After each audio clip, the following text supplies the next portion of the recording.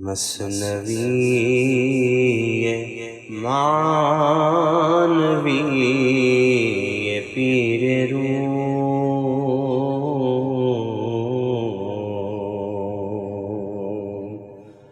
مثنوی معنوی پیر روم،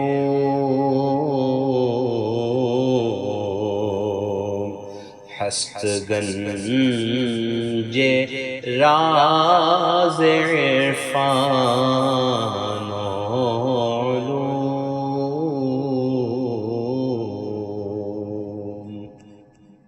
بسم اللہ الرحمن الرحیم، الحمدللہ رب العالمین، والصلاة والسلام علی سیدنا مولانا محمد سید الاولین والآخرین وعلی آلہ واصحابہ اجمعین، اما بعد۔ آپ کو یاد ہوگا کہ ہم پڑھ رہے تھے ایک واقعہ موسیٰ علیہ السلام اور چرواہے کا۔ چرواہے نے محبت میں اللہ تعالیٰ کی شان میں ایسے کلمات کہے جس پر ظاہری کفر کا فتویٰ لگتا ہے۔ موسیٰ علیہ السلام نے اس پر اعتراض کیا اور اس کو تنبیہ کی کہ ایسے کلمات زبان سے نہیں نکالنا چاہیے۔ موسیٰ علیہ السلام چلے گئے اور جانے کے بعد اس نے اپنے ان کلمات سے توبہ کی، کیونکہ وہ ایک جاہل گنوار چرواہا تھا، اس کو پتہ نہیں تھا کہ کیا کلمات استعمال کیے جانے چاہیے۔ ادھر چونکہ اس کا دل صاف تھا، اسی اللہ تعالیٰ کو اس کے کلمات کا برا نہیں لگا۔ موسیٰ علیہ السلام سے اللہ تعالیٰ نے کہا کہ جاؤ اور اس سے کہو کہ اصل چیز وہ ہے جس کو دل کہتے ہیں، باطن کہتے ہیں، ظاہر پر ہم اپنا رد عمل ظاہر نہیں کرتے۔ چنانچہ موسیٰ علیہ السلام آئے اور چرواہے کو بتایا کہ تمہارے لیے اس طرح کی کلمات جائز ہیں، کیونکہ اللہ تعالیٰ اس سے ناراض نہیں ہو رہا ہے۔ لیکن چرواہے کے دل کی حالت بدل گئی تھی۔ اس نے کہا کہ موسیٰ اب میں بدل چکا ہوں۔ یہ ساری گفتگو چل رہی تھی، اس کے حوالے سے مختلف باتیں مولانا روم بیان کر رہے تھے۔ آج موسیٰ علیہ السلام اللہ تعالیٰ سے ایک سوال کرتے ہیں، پوچھتے ہیں کہ مالک، دنیا میں تو نے مختلف قسم کے انسان بنائے، جاہل بھی ہیں، عالم بھی ہیں، ظالم بھی ہے، مظلوم بھی ہے، خیر چاہنے والا بھی ہے، شر چاہنے والا بھی ہے، لیکن ہم دیکھتے ہیں کہ دنیا میں خیر کے اوپر شر کا غلبہ کیوں ہے؟ ظلم آخر غالب کیوں آ گیا ہے دنیا میں؟ فرشتوں نے بھی جب آدم علیہ السلام کی تخلیق ہوئی تھی تو اسی طرح کا سوال کیا تھا کہ ایسے انسان کو تو خلیفہ کیوں بنا رہا ہے جو فساد برپا کرے گا، خون ریزی کرے گا؟ اس پر اللہ تعالیٰ نے ان کو جواب دیا تھا مناسب۔ موسیٰ علیہ السلام کے دل میں بھی اس طرح کا ایک سوال اٹھا کہ کیوں ظلم غالب آتا ہے؟ دنیا میں اللہ کا نام لینے والے، دین کی خدمت کرنے والے بظاہر مغلوب ہوتے ہیں، اور دنیا داری کرنے والے، اللہ کے وجود کا انکار کرنے والے، غلط راستے پر چلنے والے غالب آتے ہیں۔ ایسا کیوں ہوتا ہے؟ اس حوالے سے ایک بہت ہی خوبصورت سوال اور اس کا خوبصورت جواب ہے، اور اس کا خوبصورت انداز ہے مولانا روم کے اس کیفیت کو بیان کرنے کا۔ اللہ تعالیٰ سے موسیٰ علیہ السلام اب خطاب کرتے ہوئے عرض کرتے ہیں، گفت موسیٰ اے کریم کارساز، اے کہ یکدم ذکر تو عمر دراز۔ موسیٰ علیہ السلام نے اللہ تعالیٰ سے عرض کیا، اے کام بنانے والے خدا، اے وہ ذات جس کا ایک لمحہ ذکر کرنا بھی لمبی عمر کی طرح ہے۔ جو آدمی اللہ کے ذکر میں اپنی زندگی کے اوقات گزارتا ہے، اس کی زندگی بیکار نہیں جاتی۔ دنیا میں لوگ چاہے بڑی عمر کے ہو جائیں، اگر اللہ کا ذکر نہ کریں تو چھوٹی عمر کے لوگ ان سے بہتر ہیں، کیونکہ وہ اللہ کو یاد کرتے ہیں۔ تو ایک لمحے کا ذکر بھی ایک لمبی عمر کی طرح ہے۔ نقش کشمش دیدہ مندر آب و گل، چو ملائک اعتراض کرد دل۔ اب عرض کرتے ہیں کہ پروردگار، میں نے دنیا میں، اس آب و گل کی دنیا میں، پانی اور مٹی کی اس دنیا میں نے بہت سارے ایسے نقش دیکھے ہیں جو کشمش ہیں، جو سمجھ میں آنے والے نہیں ہیں۔ بظاہر انسان سمجھ نہیں سکتا کہ یہ آڑی ٹیڑھی اور ترچھی چیزیں دنیا میں کیوں ہیں۔ شر، خیر، نیکی، بدی، ظلم، اچھائی، برائی، ہر چیز ہے، ہر چیز ٹیڑھی میڑھی ہے۔ کوئی چیز دنیا میں ایک اصول کے تحت نہیں چل رہی۔ ظالم کو فوری اپنے ظلم کی سزا ملنی چاہیے، ایسا نہیں ہو رہا ہے۔ مظلوم کی مدد ہونی چاہیے، لیکن ایسا نہیں ہو رہا ہے۔ ضرورت مند کو اس کی ضرورت کی چیزیں ملنی چاہیے، ایسا نہیں ہو رہا ہے۔ مالدار کو جو ضرورت سے زیادہ دولت کما رہا ہے، اس کی دولت کم ہونی چاہیے، ایسا نہیں ہو رہا ہے، بڑھتی جا رہی ہے، بڑھتی جا رہی ہے۔ کچھ عجیب عجیب معاملہ ہے دنیا کا، ایسا کیوں ہے؟ چوں ملائک اعتراض کرد دل، موسیٰ علیہ السلام کا یہ سوال کرنا بالکل اسی اعتراض کی طرح تھا۔ اعتراض سے مراد یہاں پر کرٹیسزم نہیں ہے، بلکہ ایک ایسی بات ہے جو انسان کی سمجھ میں نہ آئے تو انسان پوچھتا ہے۔ ملائکہ نے بھی ایسے ہی پوچھا تھا آدم علیہ السلام کی تخلیق کے بعد، یہ فساد برپا کرنے والی مخلوق کے اللہ تو کیوں بھیج رہا ہے؟ ان کا دل صاف تھا، انہوں نے سوال کیا تھا، ویسے ہی موسیٰ علیہ السلام بھی سوال کر رہے ہیں کہ چہ مقصود است نقش ساختن وندرو تخم فساد انداختن، کہ اس طرح کرنے میں، یہ ٹیڑھی میڑھی چیزیں کرنے میں کیا حکمت، کیا مقصد اس کا ہو سکتا ہے؟ ایک نقش بنانا، ایک تخلیق کرنا، ایک انسان کو پیدا کرنا، ایک نقش، ایک صورت دینا، اس کے اندر زندگی دینا، اس کو رزق دینا، اس کو صحت دینا، اس کو طاقت دینا، سب کچھ اس کی ضرورت کی چیزیں مہیا کرنا، اور پھر وہی انسان زمین میں جا کر فساد کا بیج بوتا ہے۔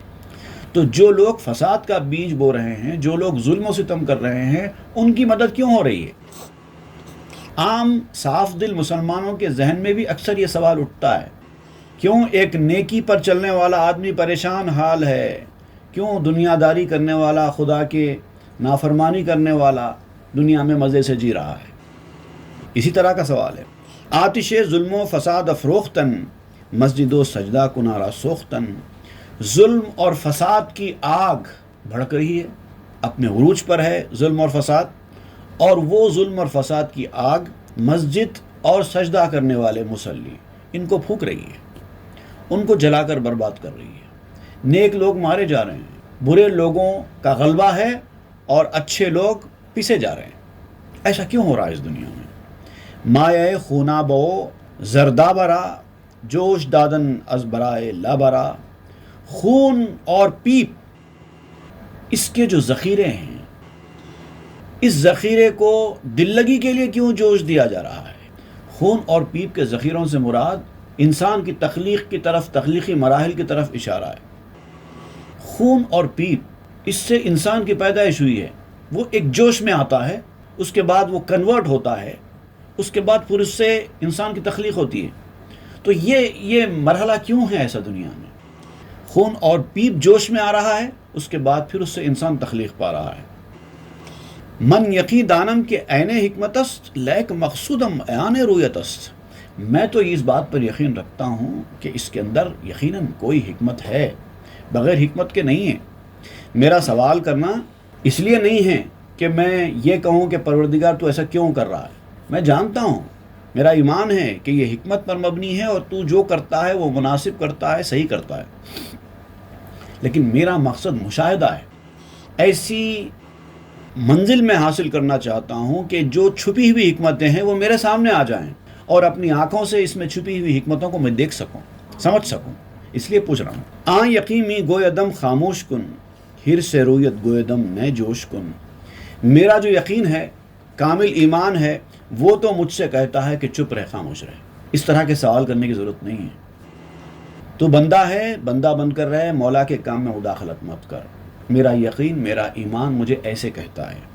لیکن جو حرص ہے اس حکمت کو جاننے کی، اس کے پیچھے کا راز سمجھنے کی، یہ جو حرص، یہ جو خواہش ہے میری، یہ کہتی ہے کہ پوچھو، سوال کرو، تاکہ تم کو سیٹسفیکشن ملے۔ یہ کیفیت ہے میری، خواہش میری حکمت جاننے کی مجھ سے سوال کراتی ہے، ایمان میرا، یقین میرا مجھ کو منہ بند کرنے کے لیے کہتا ہے۔ اس طرح کی صورتحال سے دو چاروں میں مر ملائک را نمودی سر خیش، کہاں چنی نوشے ہمیں ارزد بنیش، تو نے فرشتوں پر اپنا راز ظاہر کیا۔ فرشتوں نے جب سوال کیا تھا تو فرشتوں پر تو نے اپنا راز ظاہر کیا تھا، کہ جیسے شہد کی مکھی ہے، انہوں نے سوال کیا تھا کہ شہد کی مکھی ڈنک کیوں مارتی ہے، ایسی مکھی تو نے کیوں پیدا کی ہے جو انسانوں کو ڈنک مارتی ہے؟ تو ان کو اللہ تعالیٰ نے جواب دیا تھا کہ یہ شہد کی مکھی جو ڈنک مارتی ہے وہی تو شہد دیتی ہے۔ اسی طرح کا جواب جو تو نے فرشتوں کو دیا تھا، میں بھی اسی طرح کا جواب حاصل کرنا چاہتا ہوں، میں بھی اس کے پیچھے کی حکمت جاننا چاہتا ہوں۔ ہماری نظر تو یہی ہے کہ شہد کی مکھی ڈنک مارتی ہے، ہم کو یہ نہیں پتا نا، جو جاننے والے نہیں ہیں ان کو یہ نہیں پتا ہے کہ یہی شہد کی مکھی تو آپ کو شہد دے رہی ہے۔ عرضہ کردی نور آدم را آیاں، بر ملائے گشت مشکل ہا بیاں، تو نے آدم علیہ السلام پر کھلم کھلا اپنا علم پیش کر دیا۔ فرشتوں کو سیٹسفائی کرنے کے لیے فرشتوں کو یہ سمجھ میں نہیں آ رہا تھا کہ آدم کو کیوں خلیفہ بنا رہا ہے، جبکہ اس کی اولاد دنیا میں جا کر ظلم کرے گی، فساد کرے گی، خون بہائے گی۔ تو فرشتوں کو اس کی حکمت سے باخبر کرنے کے لیے اللہ تعالیٰ نے آدم علیہ السلام کے اوپر اپنے علم کا صدقہ عطا کر دیا۔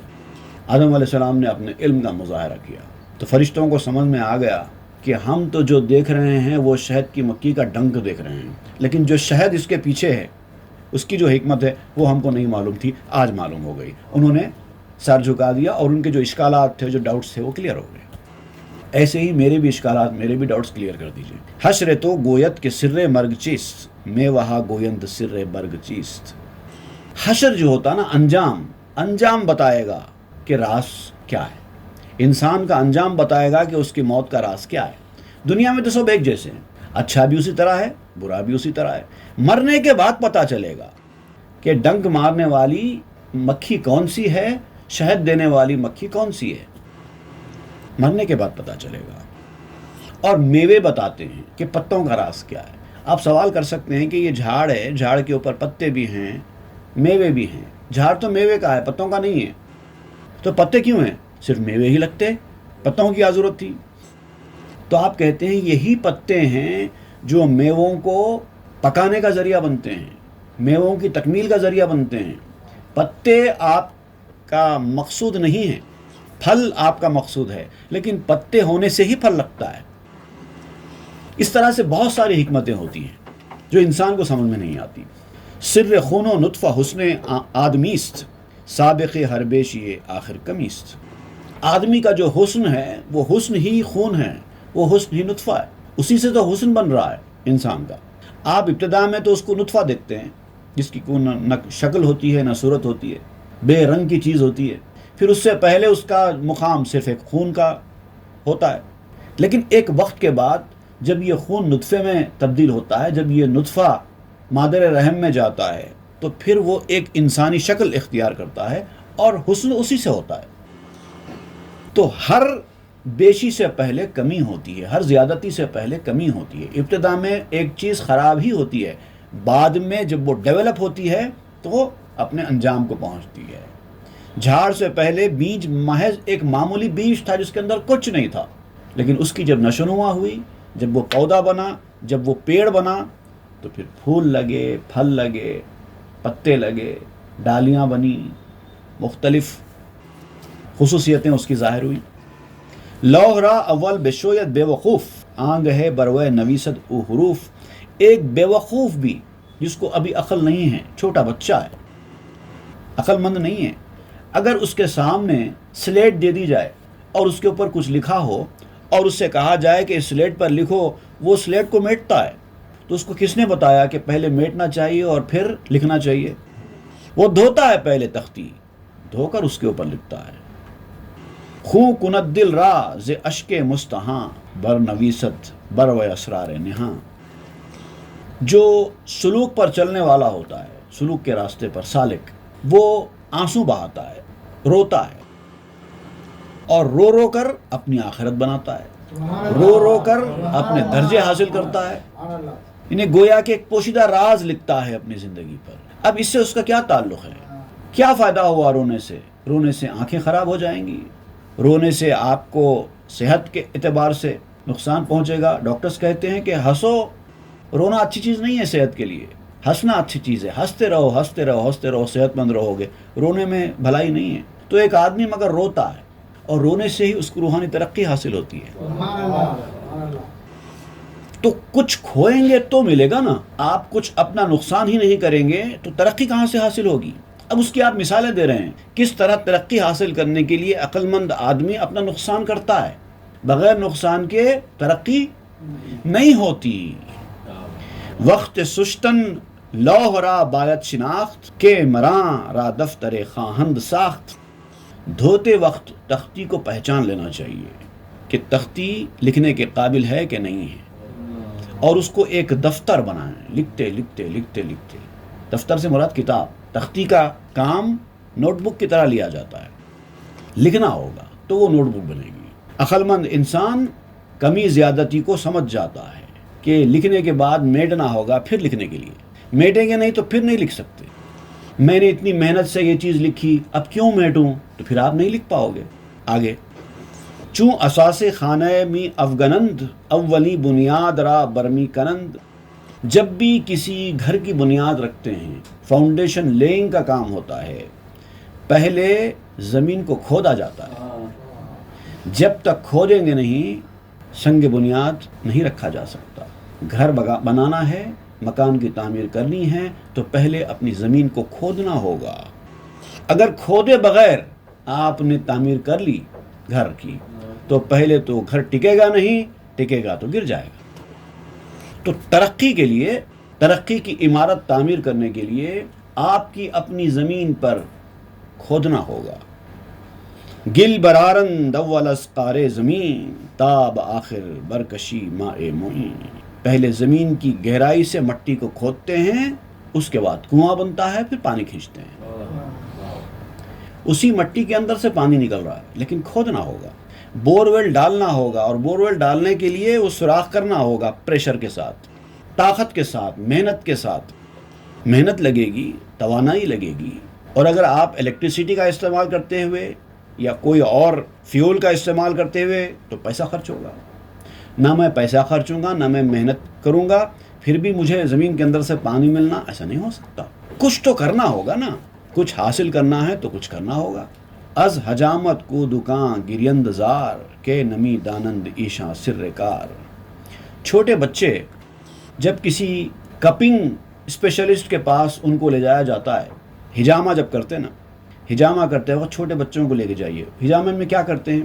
پیٹھ کے اندر سوراخ کرتے ہیں اور اس کے اندر سے خون نکالتے ہیں۔ ظاہر بات ہے اس میں تکلیف تو ہوتی ہے، چھوٹے بچے روتے ہیں کیونکہ وہ کام کے راز سے واقف نہیں ہیں۔ جب آپ کو تکلیف ہوتی ہے تو آپ روتے ہیں، کہتے ہیں مجھے کیوں تکلیف ہو رہی ہے، مجھے کیوں تکلیف میں ڈالا جا رہا ہے۔ بچوں کی عقل ہے ہماری، اسی لیے تکلیف پر پریشان ہو جاتے ہیں، تنگیوں پر پریشان ہو جاتے ہیں۔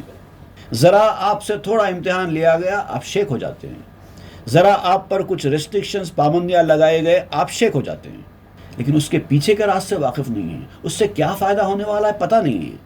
یہ نادان بچہ ہوتا ہے جو مشکلوں سے گھبراتا ہے، جو پابندیوں کو پسند نہیں کرتا، جو ریسٹرکشنز کو قبول نہیں کرتا، اپنی مرضی کی زندگی جینا چاہتا ہے، آرام و آسائش کی زندگی بسر کرنا چاہتا ہے، اور جب اس کو کوئی تکلیف پہنچائی جاتی ہے چھوٹی بھی، وہ تلملا اٹھتا ہے۔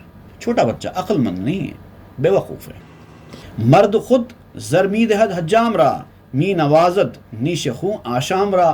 دوسری طرف اسی کا اپنا باپ ہوتا ہے جو مرد ہے، عقل مند ہے، ہوشیار ہے، وہ تو ہجامہ کرنے والے کو الٹا پیسے دیتا ہے۔ وہ اس کے جسم سے خون نکال رہا ہے، اس کو تکلیف پہنچا رہا ہے، اور یہ ہے کہ اس کو الٹا پیسے دے رہا ہے۔ خون چوسنے والے کو، نشتر لگانے والے کو نواز رہا ہے۔ کتنا بڑا فرق ہے عقل کا۔ ایک بچہ کچھ دینا تو دور کی بات ہے، الٹا ناراض ہو رہا ہے کہ میرے ساتھ یہ ظلم کیوں۔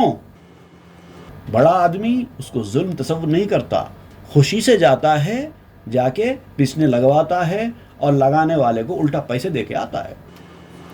بیمار پڑتا ہے آدمی، ڈاکٹر کے پاس جاتا ہے، پیسے دے کے آپریشن کرواتا ہے، اپنے جسم میں چھید کرواتا ہے، تکلیف اٹھاتا ہے پیسے دے کر، کیونکہ اس کو پتہ ہے اگلے فائدے کے لیے یہ نقصان برداشت کرنا ہوگا، یہ تکلیف برداشت کرنی ہوگی۔ اور اگر یہ نہیں ہے تو مطلب آپ کی عقل ابھی بچکانا ہے۔ اگر آپ ریسٹرکشن سے، پابندیوں سے ڈرتے ہیں، اس سے بچنا چاہتے ہیں، وہ آپ کو پسند نہیں ہے، تو مطلب آپ ترقی نہیں کرنا چاہتے ہیں، یا تو آپ ترقی نہیں کرنا چاہتے ہیں یا پھر آپ کی عقل بچی ہے، بچکانا ہے۔ می دوت حمال دربار گراں، می ربایت بار را از دیگراں۔ کبھی اسٹیشنز پر جا کر قلی کو دیکھیے، کولی کو، لوگوں کا وزن اپنی گردن پر اٹھاتا ہے کہ نہیں اٹھاتا ہے؟ ان کا بیگ، ان کا بیگ، 3-3 4-4 وزنی بیگ اپنے کندھے پر لے کر جاتا ہے، بلکہ ضرورت پڑے اگر کوئی دوسرا کولی آ کر اس کا کام ہڑپ لے تو اس سے لڑتا جھگڑتا ہے، اس کا بوجھ بھی چھین کر اپنی گردن پر ڈال لیتا ہے۔ کیوں اٹھا رہا ہے بھائی اتنا وزن؟ کیوں اتنی تکلیف اٹھا رہا ہے؟ کیا ضرورت ہے؟ اطمینان سے رہے۔ تجھے کون زبردستی کر رہا ہے کہ لوگوں کا وزن اٹھائے؟ لیکن خوشی سے آ کر وزن اٹھاتا ہے، دوسروں کا وزن بھی اپنے کندھے پر ڈالنے کی خواہش رکھتا ہے، میں پہنچاتا ہوں، ایک ایک کسٹمر کو ڈھونڈتا ہے، بیگ ہے تو دو میں اٹھاتا ہوں، کیوں اٹھاتے بھائی؟ اطمینان سے بیٹھو رہو، سکون سے، کیوں محنت کر رہے ہو، کیوں تکلیف اٹھا رہے ہو؟ جنگ حمالاں برائے بار بھی این چنینس اجتہاد مرد دیں، یہ بوجھ اٹھانے کے لیے ایک دوسرے پر سبقت لے جانے کی جو قلیوں کی جو عادت ہے اس کے اوپر غور کرو۔ کیوں یہ لوگ بوجھ اٹھانے کے لیے اتنے مستعد اور اتنے ایکٹیو ہوتے ہیں؟ کیوں اٹھانا چاہتے ہیں بوجھ؟ اچھی خاصی زندگی چھوڑ کر آرام کے ساتھ اسٹیشن پر کپڑا بچھا کر سو جائیں، سکون سے آزاد زندگی ہوگی۔ کیوں یہ پابندیاں، کیوں یہ وزن، کیوں یہ تکلیف؟ اور پھر ایک دوسرے پہ سبقت لے جا رہے ہیں، میں اٹھاؤں تو اٹھائے، میں اٹھاؤں تو اٹھائے، یہ چل رہا ہے، مجھے دے دو، یہ بھی میں اٹھا لوں گا، وہ بھی میں اٹھا لوں گا۔ اس کے اوپر غور کرو کہ ایسا کیوں کرتے ہیں؟ این چنینس اجتہاد مرد دین، دیندار کی جو کوششیں ہیں دنیا میں اسی طرح کی ہیں۔ جو ترقی کرنا چاہتا ہے دیندار، اپنے آرام کو، اپنی تکلیفوں کو قربان کرتا ہے، اپنی آزاد زندگی کو قربان کرتا ہے، پابندیاں اپنے سر پر ڈال لیتا ہے، اس کی کوشش اسی طرح کی ہے۔ اگر تم بھی بچو گے اس سے تو پھر تم بھی اس کولی کی طرح ہوگے جو کسی کا بوجھ اپنے کندھے پر اٹھانا ہی نہیں چاہتا، آرام سے رہنا چاہتا ہے۔ ملے گا کیا اس کو؟ کچھ نہیں ملے گا۔ چون گرانی ہاں اساس رحمت است، تلخ ہم پیشوائے نعمت است۔ یہ جو گرانیاں ہوتی ہیں، یہ جو بوجھ ہوتے ہیں، یہ تکلیفیں ہوتی ہیں، یہ رحمت کی بنیاد ہیں۔ پہلے تکلیف ہوتی ہے، پہلے بوجھ ہوتا ہے، اس کے بعد اس کا جو رزلٹ ہے وہ رحمت کی شکل میں آتا ہے۔ یہ جو کولی بوجھ اٹھایا تھا، یہ بوجھ ایک وقت سے ایک مقام سے دوسرے مقام تک کا تھا، جہاں وہ اپنے ڈیسٹینیشن کو، جہاں اس کو سامان اتارنا تھا وہاں اس نے اتار دیا، اس کا کام ہو گیا۔ اس کے بعد رحمت، اس کا بدلہ ملتا ہے اس کو۔ تو تلخیاں بھی رحمت کا پیش خیمہ ہوتی ہیں۔ انسان کو جو کچھ دشواریاں، تکلیفیں، پریشانیاں ملتی ہیں، وہ آگے ملنے والی رحمت کا پیش خیمہ ہوتی ہیں۔ یہ اس بات کی علامت ہوتی ہے کہ آگے آپ کو اس کا اچھا پھل ملنے والا ہے۔ اس وقت صبر سے کام لو، محنت کرو، اس کے بعد اس کا پھل ملے گا، پھر آرام سے رہیں گے۔ لیکن جو لوگ ابتدا میں ہی آرام سے رہنا چاہتے ہیں وہ اس پھل سے محروم ہوتے ہیں۔ میں کئی بار یہ مثال دیتا ہوں کہ ہم لوگ اپنے بچوں کو زبردستی پڑھنے کے لیے اسکول بھیجتے ہیں۔ بچہ اگر نہ جائے تو اس کو سختی کرتے ہیں، جا، کیوں نہیں جاتا ہے، نکل جا۔ بچہ کہتا ہے میرے سر میں درد ہے، میرے پیٹ میں درد ہے، میں نہیں جانا چاہتا، زبردستی کر کے بھی جاتے ہیں۔ کیوں ایسا کیوں کرتے ہیں؟ کیا آپ نہیں چاہتے ہیں کہ آپ کا بچہ گھر میں اطمینان کے ساتھ سکون سے رہے؟ کیوں بھیجتے ہیں اس کو؟ بچہ ہے، عقل کم ہے، اس کو نہیں پتا ہے، وہ اس طرح کا مطالبہ کر رہا ہے۔ آپ تو سمجھدار ہیں، آپ کو تو پتا ہے کہ اس کا کیا فائدہ ہے، بچے کو آگے اس سے کیا فائدہ ہوگا۔ وہ اپنے فیوچر کو نہیں دیکھ رہا ہے، لیکن آپ سمجھدار ہیں، آپ اس کے فیوچر کو اچھا بنانا چاہتے ہیں، اسی لیے بھیج رہے ہیں۔ بچہ ناراض بھی ہو رہا ہے تو اس کو بھیج رہے ہیں۔ لیکن جو لوگ اپنے بچوں کو نہیں بھیجتے، اپنے حال پر چھوڑ دیتے ہیں، آزاد زندگی گزارنے کے لیے چھوڑ دیتے ہیں، وہ بچے کبھی بڑا آدمی نہیں بنتے۔ یا تو کسی دکان پہ کام کر لیں، یا کوئی محنت مزدوری کر لیں، چھوٹی موٹی زندگی بسر کر لیں۔ پڑھ لکھ کر بڑا آدمی ہوگا، اس کی آگے کی زندگی بھی اچھی ہوگی۔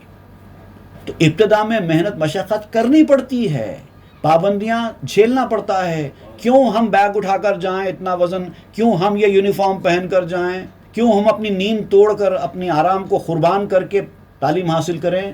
اگر اس طرح کا سوچیں گے تو آگے کی زندگی اچھی نہیں ہوگی نا۔ آزاد زندگی سب کچھ بن جانے کے بعد لینی چاہیے، پہلے نہیں۔ تو دنیا ویسے ہی ہے، یہاں پر آزاد زندگی سے کوئی فائدہ نہیں ہے۔ آخرت اگر اچھی بنانی ہے، دنیا میں پابندیاں، تلخیاں قبول کرنا ہوگا۔ حفت الجنہ بمکروہاتنا، حفت النیران من شہواتنا۔ جنت ناپسندیدہ چیزوں سے گھری ہوئی ہے۔ جو چیزیں دنیا میں آپ کو ناپسندیدہ ہیں، جو آپ نہیں چاہتے، وہ کرنے سے ہی جنت ملتی ہے۔ حفت النیران من شہواتنا، جو چیز ہماری خواہشیں ہیں، ہماری آرزو ہیں، ہماری پسندیدہ چیزیں ہیں، اس سے جہنم گھری ہوئی ہے۔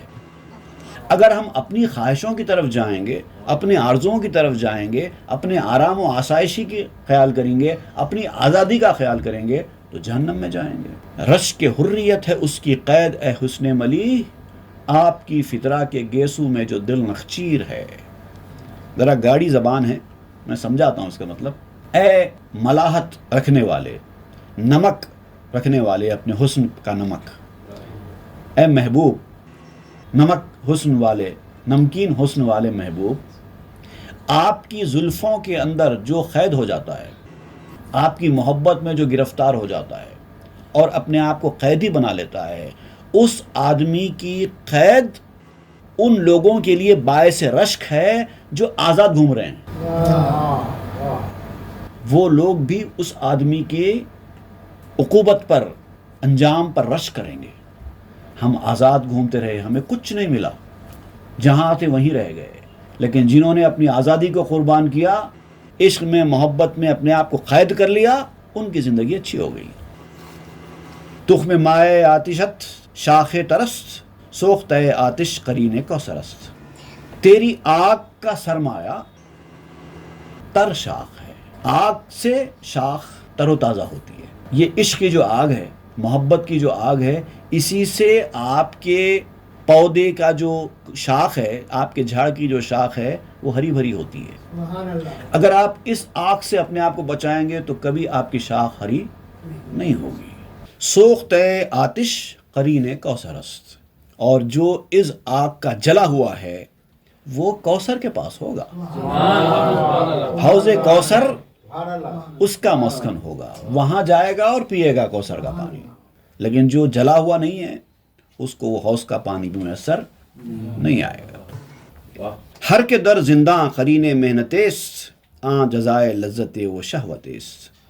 جو قید خانے میں ہے، جس کو قید کر دیا گیا ہے دنیا میں، جو آدمی جیل میں ہے اس کو لے جا کر جیل میں ڈال دیا گیا ہے، محنت میں مبتلا ہے، اپنی مرضی سے کچھ نہیں کر سکتا، ایسی زندگی گزار رہا ہے کہ اپنی مرضی سے نہ کہیں جا سکتا ہے، نہ اپنی مرضی سے کچھ کر سکتا ہے۔ جیلر جو کرو بولے وہی کرنا ہے، جو روٹین ہے وہی کرنا ہے۔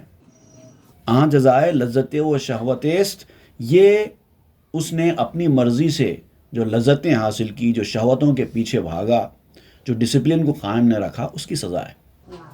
اگر آپ سول رولز کو فالو کریں، وائیولیشن نہ کریں، اپنی مرضی کی زندگی نہ گزاریں، قانون کے مطابق چلیں، شہوتوں کے پیچھے نہ بھاگیں، اخلاقیات کی زندگی گزاریں، آپ کو جیل میں کوئی نہیں ڈالے گا۔ سول ڈسپلن کی پابندی کریں، آپ کو جیل میں کوئی نہیں ڈالے گا۔ آپ کی زندگی اصل میں آزاد زندگی وہی ہے۔ جو آدمی شہری قانون کی پابندی کرتا ہے اس کی زندگی ہی آزاد ہے۔ جو اپنی آزاد زندگی اپنے حساب سے جیتا ہے اس کی سزا جیل ہے۔ ہر کے در قصرے قرین دولتیست، آن جزائے کارزار و محنتیست۔ جو محل میں صاحب سلطنت ہے، جس کو حکومت اقتدار حاصل ہے، اقتدار والے لوگ، حکومت والے لوگ، کر و فر والے لوگ، بڑے لوگ جن کو ہر قسم کی دولت میسر ہے، آپ دیکھ کر کہتے ہیں واہ کیا قسمت ہے، ہمارے پاس یہ نہیں ہے، اس کے پاس یہ ہے، وہ ہے، یہ ہے، ہر چیز میسر ہے، حکومت ہے، اقتدار ہے۔ آن جزائے کارزار و محنتیست، ایک دور پہلے اس نے کتنی محنت کی، کتنی مصیبتوں سے وہ نکلا، آپ کو پتہ نہیں ہے۔ ایک عالم کو آپ دیکھتے ہیں کہ واہ کیا علم ہے، اللہ تعالیٰ نے اس آدمی کو اتنا علم دے رکھا ہے، آپ کو یہ نہیں پتا علم حاصل کرنے کے دوران اس نے کتنی محنت کی ہے، کتنی پریشانیوں سے وہ گزرا ہے۔ اکابر اولیاء کرام ہیں جن کی کرامتیں آپ دیکھ کر حیران ہو جاتے ہیں کہ اتنی طاقت، اتنی قوت اللہ نے ان کو دے رکھی ہے، لیکن ان کی ابتدائی زندگی کو آپ نے نہیں دیکھا، کتنی مشقتیں جھیلی، کئی سال تک فاقوں میں گزارا، وہ آپ نے دیکھا نہیں ہے۔ وہ انہوں نے کیا اس لیے اللہ تعالیٰ نے ان کو یہ دیا۔ تکلیف اٹھاؤ، پریشانی اٹھاؤ، اس کے بعد اس کا پھل کھاؤ۔ ہم تکلیف نہیں اٹھائیں گے، پریشانی نہیں اٹھائیں گے، کسی پابندی کا لحاظ نہیں کریں گے، اپنی مرضی سے ہر چیز کرتے رہیں گے تو کرتے رہو، جاؤ جو کرنا ہے کر لو، پھل نہیں ملنے والا۔ ہر کرا بینی بے ذر و سیم فرد، داں کے اندر کسب کردن صبر کرد، جس کو تو سونے اور چاندی میں غرق دیکھتا ہے، اس کے پاس سونا بھی ہے، اس کے پاس چاندی بھی ہے، مال دولت کی فراوانی ہے، اگر کسی ایسے شخص کو تو دیکھتا ہے جس کے پاس یہ سب کچھ ہے تو سمجھ لے کہ اس نے کافی صبر کیا ہے، تب جا کے اس کو یہ ملا۔ وہ جو کسب کا وقت ہے، تکلیفوں کا وقت ہے، جس وقت سے وہ گزرا اس کو ہم نے دیکھا نہیں ہے نا، ہم تو صرف رزلٹ دیکھ رہے ہیں۔ ایک معمولی میچ ہو رہا ہے، آپ دیکھتے ہیں کہ ایک کھلاڑی بہترین مظاہرہ کر رہا ہے، آپ دیکھ کر خوش ہوتے ہیں، کہتے ہیں ہم ایسا مظاہرہ نہیں کر سکتے۔ آپ یہ نہیں دیکھتے کہ میچ سے پہلے جو نیٹ پریکٹس اس نے کی، کتنی محنت کی ہے اس نے، اور اس سے پہلے اس نے اپنے کھیل کو چمکانے کے لیے کیا کیا نہیں کیا۔ آپ نے وہ نہیں دیکھا، آپ تو یہ دیکھ رہے ہیں خالی۔ تو رزلٹ دیکھنے والے اس بات کو یاد رکھیں کہ پہلے اس نے کتنی محنت کی ہے۔ ایک آدمی بڑا بن گیا ہے، IAS IPS آفیسر بن گیا ہے، آپ کو یہ پتا ہے واہ IAS IPS IFS آفیسر بن گیا ہے، بہترین زندگی گزار رہا ہے، لیکن آپ نے یہ نہیں دیکھا کہ اسٹوڈنٹ لائف میں اس نے کتنی محنت کی ہے، کتنا آرام کو قربان کیا ہے، کتنے دعوتوں کو، دوستوں کو اور اپنی ساری خواہشوں کو اس نے قربان کیا ہے، تب جا کے اس کو یہ مقام ملا ہے۔ بے سبب بینت چدیدہ شد گزار، تو کے در حصی سبب را گوش دار۔ جب آنکھ عالم اسباب سے گزر کر سبب کو نہ دیکھنے والی بن جائے، تب تک تم کو سبب اختیار کرنا ہوگا۔ دنیا عالم اسباب ہے، ہر کسی کو سبب اختیار کرنا ہے۔ کامیابی کے لیے محنت کرنا ضروری ہے، کچھ کمانے کے لیے کچھ کھونا ضروری ہے، یہ سب سبب ہے۔ بیمار ہو جائے تو ڈاکٹر کے پاس جانا، علاج کرانا، دوا کھانا، یہ سب سبب ہے۔ جب تک آپ حس کے بندے ہیں، ظاہری حس کے مطابق چل رہے ہیں، آپ کو سبب اختیار کرنا ہی کرنا ہوگا۔ لیکن جو لوگ سبب کے راستے سے آگے نکل چکے ہیں، ان کو ان چیزوں کی ضرورت نہیں ہے۔ جب تک اسباب کی دنیا میں ہم ہیں، ہم کو اسباب اختیار کرنے ہوں گے۔ جو لوگ اسباب سے نکل کر مسبب پر جا چکے ہیں، ان کو اتنا سب کچھ کرنے کی ضرورت نہیں ہے۔ اے حس کے پابند انسان، سبب پر توجہ کر، جب تک تو حس کا پابند ہے سبب پر توجہ کر۔ حضرت ابوبکر صدیق رضی اللہ تعالی عنہ نے اپنا سارا مال دولت، گھر میں جو کچھ تھا اللہ کے راہ میں دے دیا، کیونکہ وہ سبب کے سے آگے نکل چکے تھے، ان کو ضرورت نہیں تھی گھر میں کچھ رکھنے کی۔ وہ اسٹیج بہت آگے کا اسٹیج ہے، آپ اور ہم نہیں کر سکتے ہو۔ ہم کو سبب اختیار کرنا ہوگا، گھر میں کچھ رکھنا ہوگا بیوی بچوں کے لیے، اس کے بغیر نہیں چلے گا، کیونکہ ابھی ہم سبب کے خول میں ہیں۔ آ کے بیروں استبائے جانے اوس، منصب خرق سبب ہا آنے اوست۔ جس کی جان انسانی طباع، انسانی مزاجوں کے آگے نکل چکی ہے، اسباب کو ترک کر دینے کا مقام اس کو حاصل ہے۔ بہت سارے اولیاء کرام نے سب کو ترک کر دیا، کھانا پینا کچھ نہیں ساتھ، بس نکل جاتے اللہ پر بھروسہ کر کے، اور ان کی ضرورتیں پوری بھی ہوئی ہیں۔ ہم نہیں کر سکتے کیونکہ ابھی ہم اسباب کے خول میں ہیں، ہم کو سبب پورا کرنا ہوگا۔ بے سبب بیند نہ از آبو گیا، چشمہ چشمہ معجزات انبیاء۔ بغیر سبب کے جو پانی اور گھاس کے بغیر زندہ رہ سکتا ہے، جس کو نہ پانی کی ضرورت ہے، نہ گھاس کی ضرورت ہے، نہ چارے کی ضرورت ہے، نہ کھانے کی ضرورت ہے، اس کے بغیر بھی وہ رہ سکتا ہے، اس کو اسباب کی ضرورت نہیں ہے۔ جیسے کسی نے کہا کہ توکل کے اپنے اپنے درجے ہوتے ہیں، اللہ پر بھروسے کے اپنے اپنے درجے ہوتے ہیں، اور درجے کے مطابق بھروسہ ہوتا ہے۔ حضور صلی اللہ علیہ وسلم نے ایک صحابی کو جب تعلیم دی اللہ پر بھروسہ کرنے کی، تو صحابی نے گھوڑے پر سوار ہو کر حضور صلی اللہ علیہ وسلم کی خدمت میں حاضری دی، گھوڑے کو باہر چھوڑ دیا اور اندر آ گئے۔ حضور صلی اللہ علیہ وسلم نے پوچھا کہ گھوڑا کہاں چھوڑا ہے، گھوڑے کو باندھا کیوں نہیں ہے؟ تو کہا اللہ کی حفاظت میں رکھ دیا ہے۔ حضور نے فرمایا پہلے باندھو، بعد میں اللہ کی حفاظت میں دو۔ تو پہلے باندھنا، یہ باندھنا سبب ہے، یہ باندھنا سبب ہے۔ لیکن کئی لوگ ایسے گزرے ہیں جنہوں نے ایسا نہیں کیا، لیکن ان کی حفاظت ہوئی، کیونکہ وہ سبب سے آگے والے لوگ ہیں۔ انبیاء کرام کے جو معجزے ہیں کثرت سے، وہ یہی بتاتے ہیں کہ وہ سبب سے آگے نکل چکے ہیں۔ حیرت انگیز چیزیں ہوئی ہیں، سبب سے آگے نکل جانے کے بعد کرامتیں ہوں گی۔ جب تک سبب کے خول میں ہیں کوئی کرامت نہیں ہوتی۔ سبب سے آگے نکلو، اسباب سے نظر ہٹاؤ، تب جا کے حیرت انگیز چیزیں آپ کے ساتھ ہوں گی، اور تب تک آپ کو اسباب کا خیال رکھنا ہوگا۔ این سبب ہمچو طبیب است و علیل، این سبب ہمچو فراغ است و فتیل۔ یہ سبب ایسا ہے جیسے طبیب اور بیمار، ڈاکٹر اور بیمار۔ یہ سبب چراغ اور بتی کی طرح ہے، جیسے چراغ میں ایک بتی ہوتی ہے، لگاتے ہیں۔ چراغ کے لیے، روشنی کے لیے چراغ ایک سبب ہے، چراغ کے لیے بتی ایک سبب ہے، بتی کے لیے تیل ایک سبب ہے۔ تیل ہونا، بتی ہونا، اس کو آگ لگانا، تب جا کے چراغ جلے گا، چراغ جلے گا تو روشنی ہوگی، یہ سبب ہے۔ شب چراغت را فتیل نو بتاب، پاک داں زی ہاں چراغ آفتاب۔ رات کو اپنے چراغ کے لیے نئی بتی بٹ لے۔ اگر رات ہو گئی ہے، تجھے روشنی چاہیے تو اپنے چراغ کے لیے ایک بتی بنا لو اور چراغ میں لگا دو، یہ سبب اختیار کرو، ورنہ اندھیرے میں رہو گے۔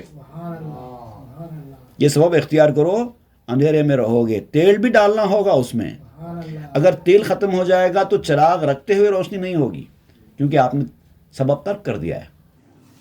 تو چراغ کے لیے تیل بھی، بتی بھی سبب ہے، سبب اختیار کرنا ہوگا تو چراغ جلے گا، روشنی ہوگی، نہیں تو نہیں ہوگی۔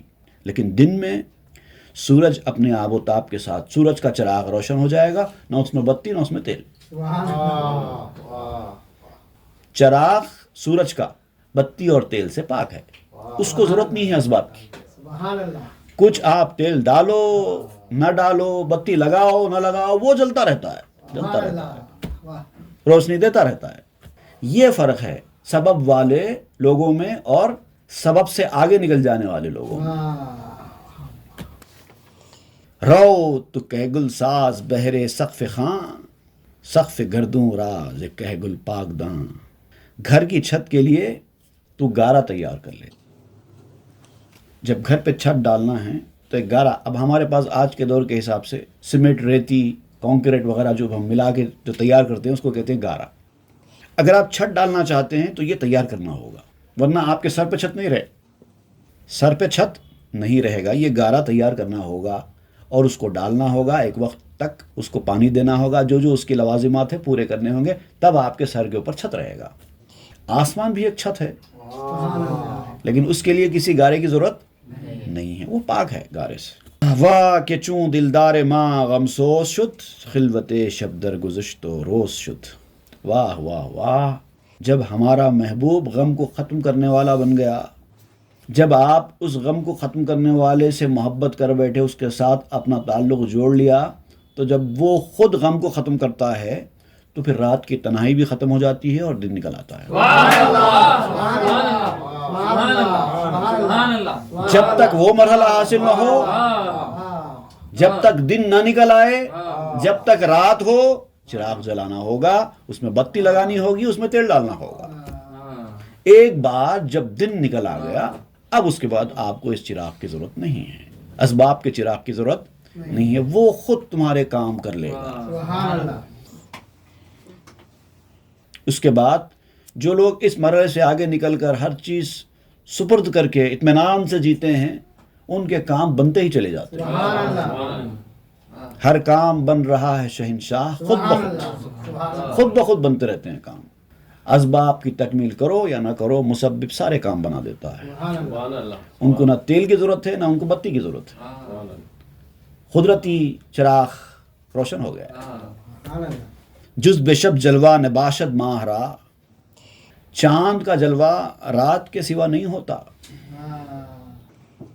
چاند کا جلوہ حاصل کرنا ہو تو رات لے کے آؤ، اپنی زندگی میں محنت اور مشقت کی رات لے کر آؤ تو چاند اپنا جلوہ دکھائے گا۔ اپنے محبوب کو طلب کرنا چاہتے ہو تو محنت مشقت کرو، رات کے اندھیرے کو برداشت کرو، تکلیفوں کو برداشت کرو، تبھی جا کر محبوب کی توجہ ہوگی، اس کا جلوہ دکھائی دے گا۔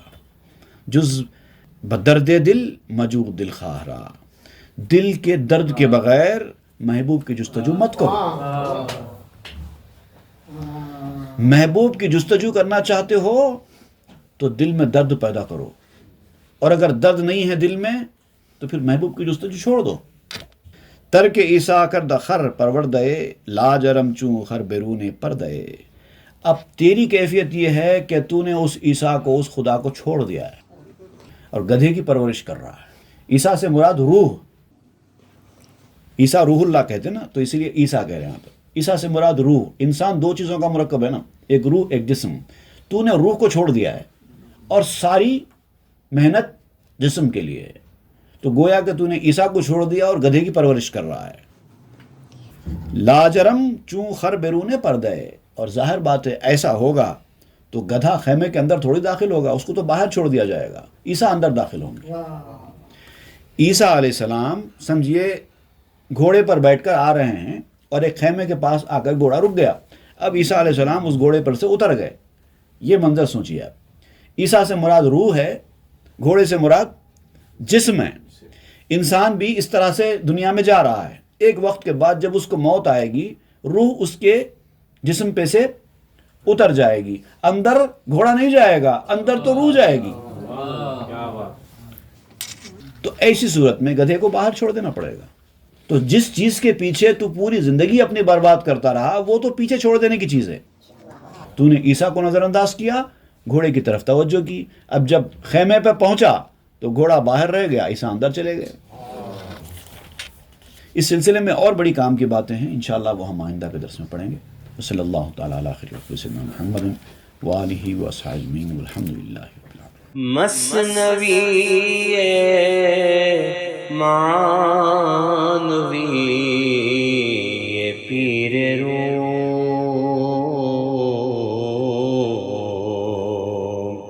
ہست گنج راز عرفان